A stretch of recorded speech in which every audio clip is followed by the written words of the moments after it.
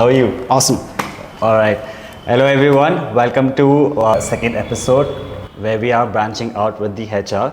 Today we have Sumitabh, who's our Senior Manager HR. Welcome to City Talks, Sumitabh. Thank you so much, Amir. Pleasure. So, Sumitabh, how does it feel sitting on the other side? If you ask me right now, I'm not nervous at all. That's good. But how do you feel, sitting here on an interview with a HR? Interviewing with the HR, so yeah. I have some good questions to you. All right, so Sumitabh, you worked in executive search firm before, yeah, and then now you've got it in an agency culture. So how does it? How is it different? So, in terms of the HR as a function, primarily if you take recruitments, when I was working with a executive search firm, our primary focus was to identify a candidate for a particular skill and place him with various clients. You understand? Yeah. But over here, as a HR professional with an agency, the focus remains the same, finding a candidate for a couple of skill sets that we're looking at, but it's vast in terms of copywriters, designers, and then art directors, marketing specialists. It's vast, and it's just not about that, just not finding the right skill set, but also understanding creatively how a person is a good fit for our organization. That's where the challenge lies, because creativity is something that you cannot judge upon very easily. So we have various assignments that we have built in the system, and based on that, to some extent, we can judge, how creative a person is, and based on that, we do the hiring. So if you ask me, it's quite difficult in terms of recruitment process for an agency. Kind of simpler if you look at from the other side of the table. And it's more like, obviously, it's more corporate feel. So I saw the first day how you went. So I get it. Yeah. And how's the culture difference? So if you ask me, culturally, there's a huge amount of difference over here. Yeah. Sustaining people coming from different cities, if you are diversity is what we call it, it's very challenging. Okay, so we have people coming in from Kerala, Tamil Nadu, up north, and then Uttarakhand, Himachal, as far as northeast as well. So getting these people from these diverse backgrounds working in a particular organization and bringing them all together with the same idea, with the thought of growing the organization is quite difficult. But we have been able to keep this up successfully for the last 7-8 years and doing well in it. And so in terms of diversity, I think we've been successful in sustaining it. Secondly, we've also come up with an initiative called the FDOP initiative, which is essentially for our female employees. So they can take leave. So it stands for first day of period. Yeah. Okay. So on the first day of their cycle, they can take a leave. And we've got huge thumbs up from any female employee that has joined us, saying that this is one of the great initiatives that any organization can come up with. So this was started about 4 years back, and within 2 weeks, we ensured that it was implemented throughout the system. So there were no second thoughts on it. As soon as our CEO said it, we said, yeah, this is a great idea, let's just do it. Yeah. And then we went ahead with it. So that's another initiative that we came up with. So thirdly, if you ask me, we also have something called as an open door policy, which our leadership team believes in, including me, that there shouldn't be any barriers between the team and the leaders. Okay. So if you move on to the floor upside, so you'd see that we don't have any rooms. We have just one room, which is for a meeting or anything.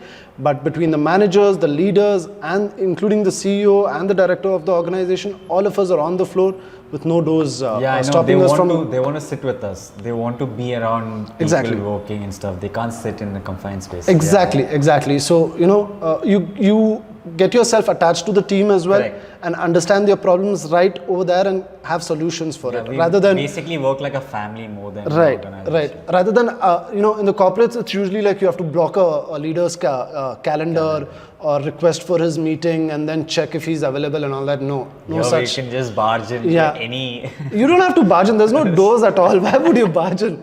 You just got to walk up to him and say, okay, this is the problem. This is what is happening, and you have answers and solutions right there. How do you keep the team motivated? I know it's a challenging job. Yeah, motivating the team is, frankly speaking, the most challenging part of the job. Okay, so we've come up with initiatives such as Feel Good Fridays. So every Fridays we have team building activities across the organization, wherein the teams are divided into different groups, and the youngest one in the team is selected as the captain. So he gets a kick out of it, and he gets to lead for a change. And everybody has to listen to him. So that's one of the activities that we have come up with, Feel Good Fridays. And the onboarding process, what we have is quite good over here. Okay, so it's kind of different from other organizations, how we introduce people to the entire team across the system. And then we also have a joining kit, which is again quite different from a lot of other companies that I've seen. So we have some goodies with a message to it. Okay, so when you get the joining kit, you would actually the whole day would go in thinking, wow, this was quite interesting. I never thought of something like this. And then and then we also have workshops once in a month given out by the leaders, which helps in basically toning down the skills of people, understanding where they are lacking and how they can build on it. So we have those workshops going on as well. Yeah, so these are some of the initiatives that we have come up with in terms of building team strength and getting people together, most importantly. Correct, change makers. And lastly, we also have something called as the change maker of the month. Yeah. Okay, so this is something that we have come up with, I think, about 2 months back. So the thought behind this is, see, we have a lot of people performing well, and we have various awards for them, like employee of the month, employee of the year, greatest performer, champion of the month, and stuff like that.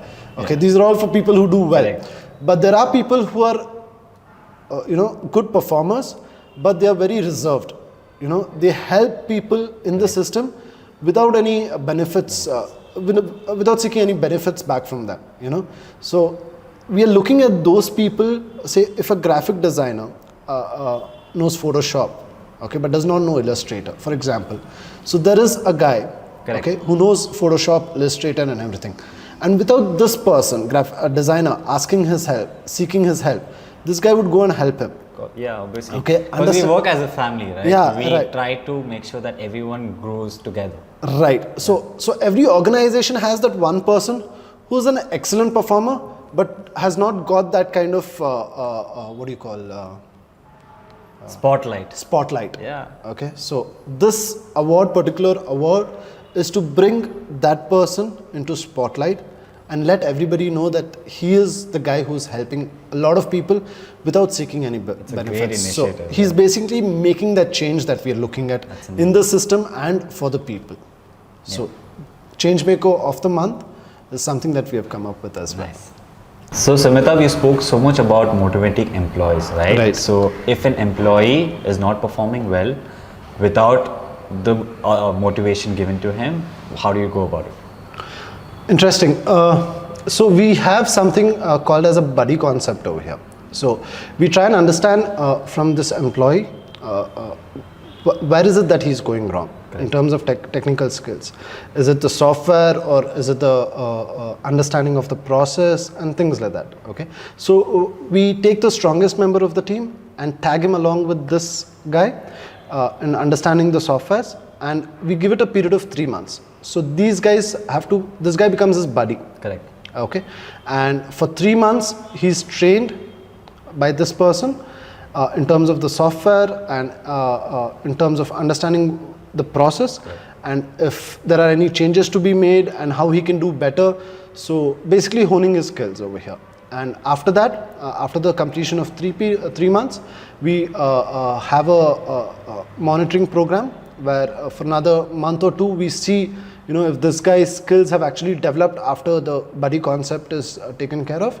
And after that, we let him work independently, basically. We let him work independently and monitor. We don't monitor him that much because we know for a fact that he's been trained by the best in the system, and he will take care of himself and the work accordingly. Correct. So, yeah. Sumitabh, what are the growth opportunities in CT? See, as you know, we've gone global 6 months back. We've started our operations in Dubai, and from where we started as an organization of 3 people, Correct. in the last 3 years, after COVID, post-COVID, we've grown to 100 plus people right now. Crazy, okay, and we've built teams within months. I mean, if you ask me, there was a time where we recruited 30 people at a time in less than 3 weeks. Correct. I mean, you were a part of that cycle, right? And in terms of growth opportunities for people over here, we've offered a lot of people for jobs in Dubai, moving to Dubai from here. You know, they've been in the system. Some of them have been in the system for only 3 months, but we know that, you know, their skills can be utilized better in Dubai operations. So we've offered them roles over there, and some of them have moved in as well, 1 or 2 people for the moment. And so that's one. So going global is one of the opportunities that they can expect. Second is leading a team. Okay, since we are a growing organization, there's huge chances for someone to build their own teams internally. Correct. You know, and people over here who have come in, I think there were 2 people in the last 4 months. They've joined in the organization as an individual contributor, but they're already leading a team of about 4 to 5 people right now. I mean, you have also been a part of that growth strategy, what we had for people around. So yeah, so in terms of opportunities, there are plenty, but it's all depending on an individual how they grab it. Correct. Sumitabh, who's our ideal CT employee? An ideal CT employee is a person who can come on time. Okay, so what time did you log in?